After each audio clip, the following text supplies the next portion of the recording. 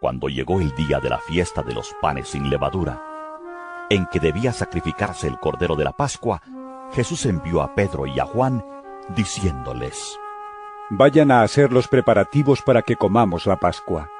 ¿Dónde quieres que la preparemos? Le preguntaron. Miren, al entrar ustedes en la ciudad, les saldrá al encuentro un hombre que lleva un cántaro de agua. Síganlo hasta la casa en que entre, y díganle al dueño de la casa: El maestro pregunta, ¿dónde está la sala en la que voy a comer la Pascua con mis discípulos? Él les mostrará en la planta alta una sala amplia y amueblada. Preparen allí la cena. Ellos se fueron y encontraron todo tal como les había dicho Jesús. Así que prepararon la Pascua. Cuando llegó la hora, Jesús y sus apóstoles se sentaron a la mesa. Entonces les dijo: He tenido muchísimos deseos de comer esta Pascua con ustedes antes de padecer. Pues les digo que no volveré a comerla hasta que tenga su pleno cumplimiento en el reino de Dios. Luego tomó la copa, dio gracias y dijo: Tomen esto y repártanlo entre ustedes. Les digo que no volveré a beber del fruto de la vid hasta que venga el reino de Dios. También tomó pan y después de dar gracias, lo partió, se lo dio a ellos y dijo: Este pan es mi cuerpo, entregado por ustedes. Hagan esto en memoria de mí. De la misma manera, tomó la copa después de la cena y dijo: Esta copa es el nuevo pacto en mi sangre, que es derramada por ustedes. Pero sepan que la mano del que va a traicionarme está con la mía sobre la mesa. A la verdad, el Hijo del Hombre se irá según está decretado. Pero ay de aquel que lo traiciona. Entonces comenzaron a preguntarse unos a otros quién de ellos haría esto. Tuvieron además un altercado sobre cuál de ellos sería el más importante. Jesús les dijo: Los reyes de las naciones oprimen a sus súbditos, y los que ejercen autoridad sobre ellos se llaman a sí mismos benefactores. No sea así entre ustedes. Al contrario, el mayor debe comportarse como el menor, y el que manda como el que sirve. Porque ¿quién es más importante? ¿El que está a la mesa o el que sirve? ¿No lo es el que está sentado a la mesa? Sin embargo, yo estoy entre ustedes como uno que sirve. Ahora bien, ustedes son los que han estado siempre a mi lado en mis pruebas.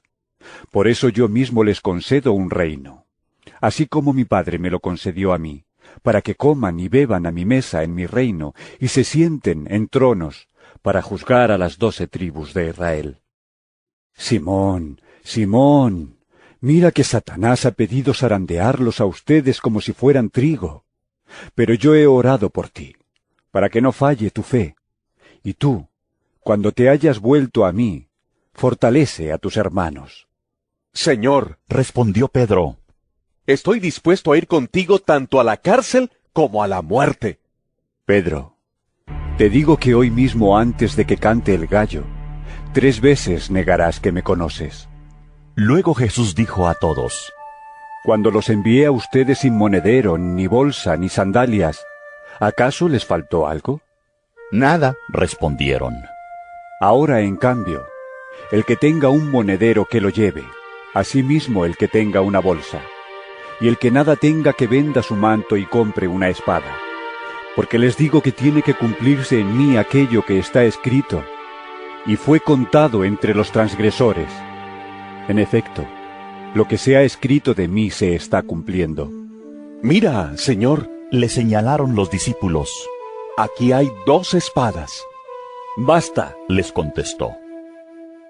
Jesús salió de la ciudad, y como de costumbre, se dirigió al monte de los Olivos, y sus discípulos lo siguieron. Cuando llegaron al lugar, les dijo: Oren para que no caigan en tentación. Entonces se separó de ellos a una buena distancia, se arrodilló y empezó a orar.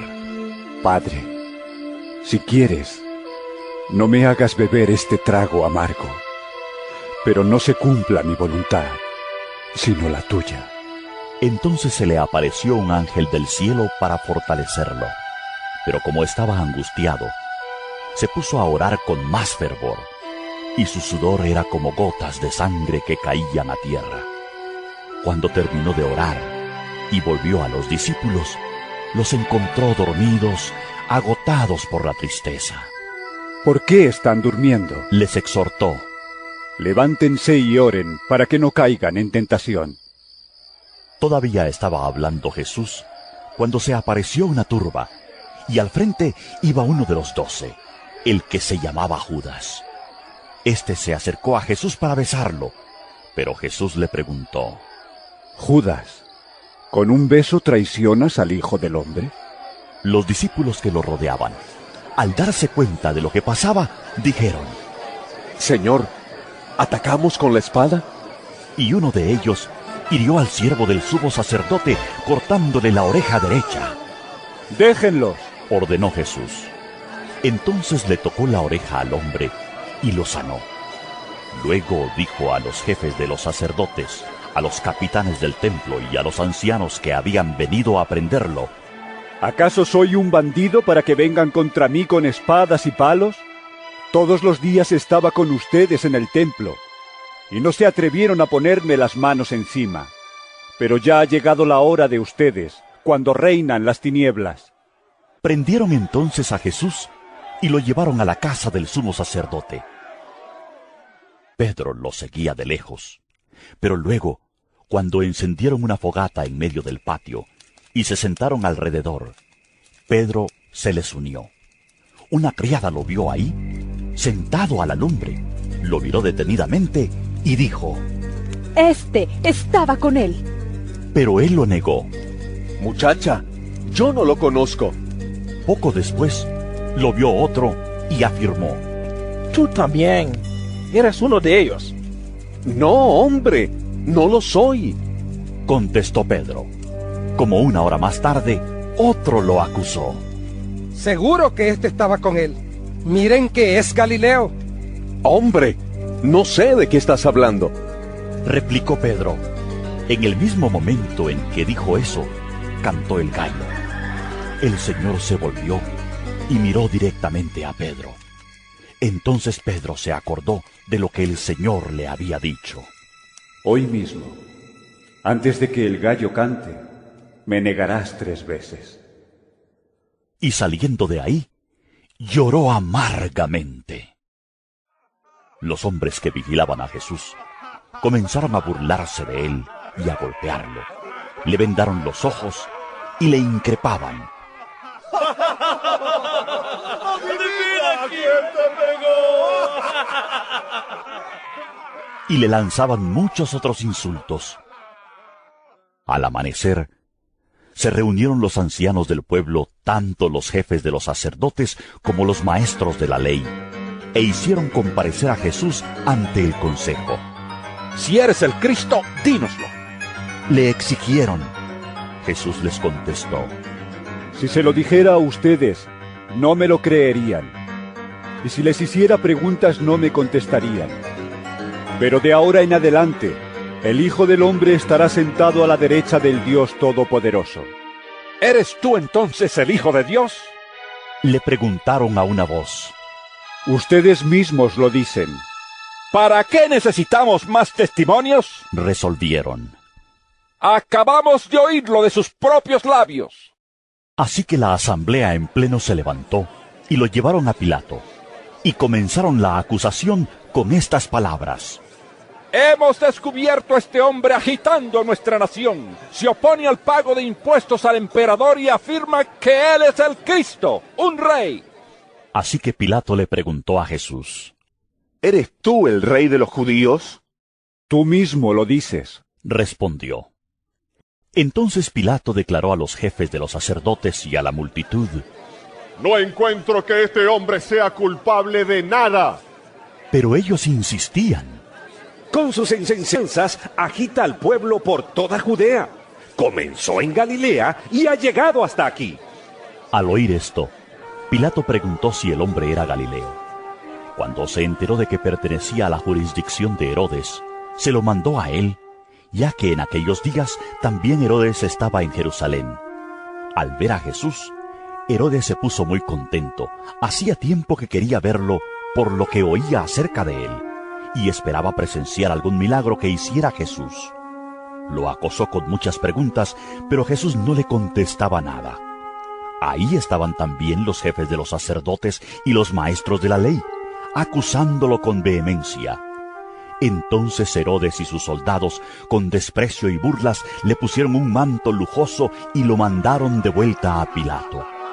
Anteriormente, Herodes y Pilato no se llevaban bien, pero ese mismo día se hicieron amigos. Pilato entonces reunió a los jefes de los sacerdotes, a los gobernantes y al pueblo, y les dijo: Ustedes me trajeron a este hombre acusado de fomentar la rebelión entre el pueblo, pero resulta que lo he interrogado delante de ustedes sin encontrar que sea culpable de lo que ustedes lo acusan. Y es claro que tampoco Herodes lo ha juzgado culpable, puesto que nos lo devolvió. Como pueden ver, no ha cometido ningún delito que merezca la muerte. Así que le daré una paliza y después lo soltaré. Pero todos gritaron a una voz: ¡Llévate a ese! ¡Suéltame a Barrabás! Barrabás lo habían metido en la cárcel por una insurrección en la ciudad y por homicidio. Pilato, como quería soltar a Jesús, apeló al pueblo otra vez, pero ellos se pusieron a gritar: ¡Crucifícalo! ¡Crucifícalo! Por tercera vez les habló: Pero, ¿qué crimen ha cometido este hombre?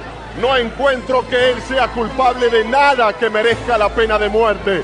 Así que le daré una paliza y después lo soltaré. Pero a voz en cuello, ellos siguieron insistiendo en que lo crucificara, y con sus gritos se impusieron. Por fin, Pilato decidió concederle su demanda.